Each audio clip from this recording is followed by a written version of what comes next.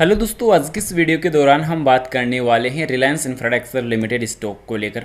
दोस्तों, मार्केट में आज खबरें रिलायंस पावर को लेकर भी अगर काफ़ी बढ़िया देखने को मिली है, तो वहीं रिलायंस इंफ्रा को लेकर भी काफ़ी बढ़िया खबरें देखने को मिली है। कंपनी की तरफ से 2 ऑफिशियल डिस्क्लोजर ऑलरेडी आ चुके हैं। डेट आज की आप सबसे पहले चेकआउट कर ले और यहाँ पे इसमें भी आप डेट आज की चेकआउट जरूर से कर लें। तो फिलहाल कंपनी के दोनों ऑफिशियल डिस्क्लोजर क्या रहने वाले हैं, इस पर सबसे बड़ा अपडेट देखने को मिला है। तो यहाँ पे हम सबसे पहले इस ऑफिशियल अपडेट की अगर बात करें, तो यहाँ पे आपको देखने को मिलेगा कि दोस्तों बॉम्बे हाई कोर्ट की तरफ से अपडेट आ चुका है। जो गुड न्यूज़ ये रहने वाली है, जो कंपनी रिलायंस इंफ्रा की जो सहायक कंपनी है MRDA, इसको अब दोस्तों पेमेंट मिलने वाला है 1169 करोड़ का, जो एक बड़ा अमाउंट कह सकते हैं, क्योंकि इस चीज़ में देखने को ये मिला कि मुंबई महानगर क्षेत्र विकास प्राधिकरण MRDA को निर्देश दिया गया है कि वह मध्यस्थता के तहत Mumbai metro one private limited यानी MLOPL को 1169 करोड़ रुपए का भुगतान करे। अनिल अंबानी की रिलायंस इंफ्रा की ये सहायक कंपनी रहने वाली है, क्योंकि कोर्ट ने MRDA को 15 जुलाई 2025 से पहले कोर्ट के रजिस्ट्री में अवार्ड जमा कराने का निर्देश दिया है। साथ ही साथ OPL ने कहा कि इस पैसे का इस्तेमाल कर्ज कम करने में किया जाएगा, जिससे OPL वर्साई अंधेरी घाटकों पर कॉरिडोर के बीच मुंबई की स्थित पहली मेट्रो लाइन का संचालन कर रही है।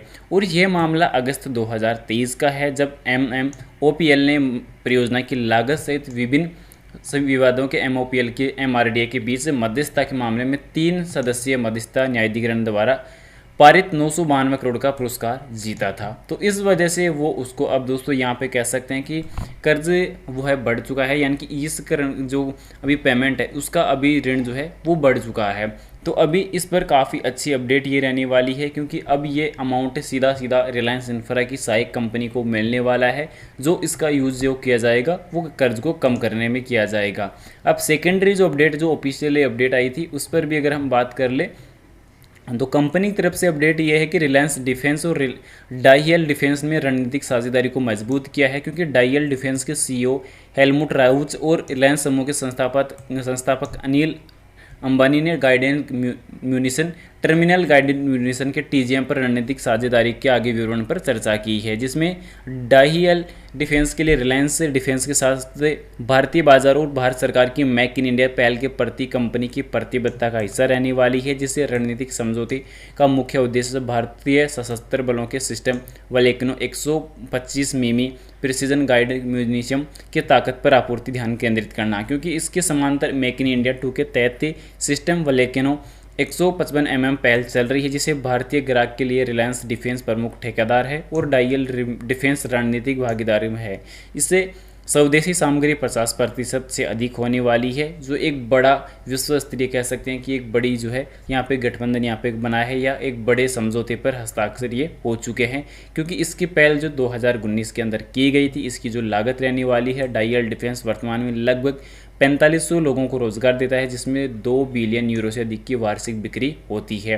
तो ये इंपॉर्टेंट चीज़ रहने वाली है। डाईएल की तरफ से भी ऑफिशियल जो विज्ञप्ति है वो ऑलरेडी जारी हो चुकी है, क्योंकि समूह की वित्तीय ताकत निवल संपत्ति पूंजीकरण में परिलक्षित, जिसकी कुल राशि रहने वाली है 33,000 करोड़ तथा शेयरधारक आधार पर 4 मिलियन से अधिक इसकी जो है कॉस्ट यहाँ पे रहने वाली है, क्योंकि रिलायंस की दोनों प्रमुख कंपनियां रिलायंस इंफ्रा लिमिटेड और रिलायंस पावर तो लिमिटेड ऋण मुक्त हैं, तथा उनके बैंकों या वित्तीय संस्थानों का कोई भी ऋण बकाया नहीं है, टोटली कर्ज मुक्त नजर आ रही है, क्योंकि रिलायंस इंफ्रा लिमिटेड ऊर्जा क्षेत्र में सक्रिय है, दिल्ली में बिजली वितरण और उत्पादन पर ध्यान केंद्रित करती है, जिससे कंपनी का जो रक्षा विनिर्माण ढांचा है वो काफ़ी मजबूत होने की कगार पे है, क्योंकि रिलायंस पावर लिमिटेड एक अग्रणी भारतीय बिजली उत्पादन कंपनी है, जिसकी कुल स्थापित क्षमता जो रहने वाली है 5305 मेगावाट, जिसमें से मध्य प्रदेश के शासन में 4000 मेगावाट की अल्ट्रा मेगा पावर परियोजना भी शामिल है, जो वर्तमान में दुनिया की सबसे बड़ा एकीकृत ताप विद्युत संयंत्र रहने वाला है। तो ये रिलायंस इंफ्रा के इन्वेस्टर के लिए गुड न्यूज़ ऑलरेडी आ चुकी है। फिलहाल इसमें आपको बड़ा एक्शन कल नज़र आ सकता है। इसके अलावा अगर बात की जाए कंपनी की बेसिक डिटेल्स को लेकर, जिसमें आज के सेशन की वॉल्यूम शामिल रहेगी, तो आज की सेशन की वॉल्यूम जो रही है ओनली काफ़ी कम देखने को मिली है, ओनली 73 लाख की, पर ट्रेड वैल्यू काफ़ी बड़ी है, 293 करोड़। डिलीवरी के लेकर अगर बात की जाए तो डिलीवरी का डेटा अनअवेलेबल रहेगा, पर उसी के रिगार्डिंग अगर देखा जाए तो कंपनी आईबीसी लिस्ट में भी नज़र आ रही है, पर ये चीज़ें जल्द ही सॉर्ट आउट होती हुई नज़र आ जाएगी, क्योंकि मार्केट में ये नॉर्मली चीज़ें मार्केट के तहत चलती रहती है। इसके अलावा कंपनी की बैलेंस शीट इंपॉर्टेंट है, क्योंकि कंपनी का बैलेंस शीट में आप यहाँ पे चेकआउट कर सकते हैं कि कंपनी के ऊपर जो कर्ज 30,550 करोड़ का मार्च 2016 के अंदर जो था, वो आज मार्च 2025 के अंदर घटकर 6,361 करोड़ हो चुका है।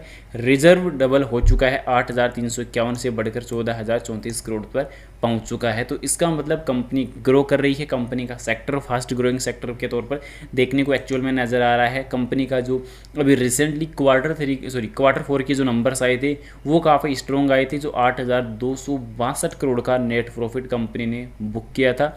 इस वजह से कंपनी की ईपीएस 110 रुपये 75 पैसे की हो चुकी थी। एनुअली तौर पर भी कंपनी का जो प्रॉफिट ऑलरेडी पॉजिटिव हो चुका है, क्योंकि लास्ट ईयर यानी कि मार्च 2024 के मुताबिक जो नेगेटिव चल रहा था वो अब पॉजिटिव हो चुका है। इक्विटी पर रिटर्न 38% का लास्ट ईयर का रहेगा। प्राइस सीएजीआर यानी कि पिछले एक साल के दौरान 118% का रिटर्न है। प्रॉफिट की ग्रोथ अभी वर्तमान में 516% तक अभी पॉजिटिव चल रही है। साथ ही साथ सेल्स में भी एक बड़ा इजाफा देखने को मिला है, क्योंकि कह सकते हैं कि लास्ट 1 ईयर के दौरान कंपनी का रिटर्न काफ़ी बेहतरीन था। पिछले 5 सालों का अभी रिटर्न काफ़ी अच्छा है। इसके अलावा मैक्सिमम टाइम का भी आप चेकआउट कर ही सकते हैं, क्योंकि कंपनी दिन ब दिन रिकॉर्ड बनाती हुई नजर आई है। क्योंकि 52 सप्ताह का जो हाईएस्ट प्राइस था वो आज नया ऐड हो चुका है 409 रुपये 85 पैसे। तो यही बड़ी वजह थी कि कंपनी के अंदर अभी के टाइम वॉल्यूम में एक शानदार इजाफा है। कंपनी के इन्वेस्टर अभी के टाइम इसमें काफ़ी ज़्यादा इन्वॉल्व होते हुए नजर आए हैं, क्योंकि अभी कंपनी के लास्ट टाइम जो रिजल्ट नंबर आए थे, तो क्वार्टर 4 के जो नंबर्स आए थे, तो उनमें देखने को ये मिला था कि एफआई की होल्डिंग इंक्रीज हुई थी, प्रमोटर एचटी सेम थे, पर यहाँ पे डीआई ने भी अपनी होल्डिंग बढ़ाई थी। गवर्नमेंट का स्टेक ऑलरेडी एचटीज बना हुआ है। पब्लिक होल्डिंग यहाँ पे फिर से अच्छी देखने को मिली थी, पर वो घट रही है। इसका मतलब एक अच्छा संकेत ये देखने को मिला कि एफआई इंक्रीज हुई, डीआई इंक्रीज हुई। अदर में अगर देखा जाए तो अदर में कोई चेंजेस नज़र नहीं आए, पर कंपनी के जो नंबर्स थे वो काफ़ी सॉलिड देखने को मिले। उसके अलावा कंपनी की जो आरओसी को लेकर अगर बात की जाए तो यहाँ पे 34% पॉजिटिव चल रही है। कंपनी का कैश पेलो अब दोस्तों 676 करोड़ ऑलरेडी पहुँच चुका है, जो काफ़ी हाई रहेगा। एनुअली तौर पर भी हमने जिस प्रकार डिस्कशन किया वो काफ़ी इंपॉर्टेंट रहा है। रिलायंस इंफ्रा अभी नंबर 5 पे बनी हुई है। एज इट इज़ काफ़ी अच्छा कंपनी का योगदान नंबर स्थान अभी बना हुआ है। एनालिसिस में अगर देखा जाए तो कंपनी की सेल्स की ग्रोथ अभी जो है ऑलरेडी 3.37% पिछले 5 सालों से कमज़ोर चल रही है। प्रमोटर्स अभी काफ़ी कम है, 16.5% ही कम नज़र आए हैं। उसके अलावा अगर देखा जाए तो इक्विटी पर रिटर्न पिछले 3 सालों में 10.3% तक कम देखने को मिला है। और कंपनी के अंदर अभी अदर प्रॉफिट जो काफ़ी बड़ा शामिल है, जो लगभग 8,000 करोड़ का रहेगा। पर कंपनी को कर्ज कम करने में काफ़ी सहायक शामिल हुआ है, जो है राहत देने वाला साबित हुआ है। इसके अलावा कंपनी तेज़ी से कर्ज कम कर रही है, जो हमने देख ही लिया पहले। इसके अलावा स्टॉक अपने बुक वैल्यू से 1.11 गुना ऊपर कारोबार कर रहा है। सीएजीआर काफ़ी स्ट्रॉन्ग है। कंपनी के कर्जदार के दिन काफ़ी तेज़ी से कम हो रहे हैं। फिलहाल बाई सेल के लिए कोई भी रिकमेंडेशन सजेशन नहीं रहेगी दोस्तों। जानकारी ओनली एजुकेशन पर्पज़ के लिए रहेगी। इन्वेस्टमेंट करने से पहले अपनी फाइनेंशियल एडवाइजर की सलाह ज़रूर से ले या खुद की रिसर्च ज़रूर से कर ले। वीडियो पसंद आए तो लाइक और चैनल को सब्सक्राइब जरूर से कर देना। Thanks for watching this my video. जय हिंद, जय भारत, वंदे मातरम।